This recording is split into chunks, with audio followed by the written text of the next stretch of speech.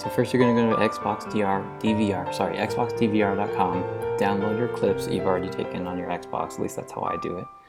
Make sure you have enough for your planned project, obviously. And then you're going to go in and you're going to split up your clip, ending each shot. Right before each shot, you're going to cut the clip. This is getting background footage for the intro. So we're just doing more of this. We're making sure the background image fits. We're doing more editing, making sure that all the timing works up with the music. That's the biggest part of your montage, is you want to make sure that every shot is timed on a beat. That makes it a lot more entertaining to watch. So now we're just going to watch it through, make sure it's playing well. So we're going to pull in a black screen to kind of shut it out and make it more dramatic before the chorus drops, and then we're going to just edit this timing out as well. We're going to make sure that all of the clips have a glow filter on them. That makes them a lot brighter.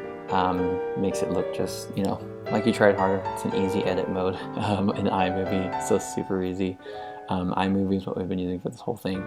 So again, just make sure all your timing is working out with the music. I always say thanks for watching. Next we're going to check our volume levels. This is the last thing I do, so I listen to something else like Spotify, and then I make sure that the entire montage sounds similar to that.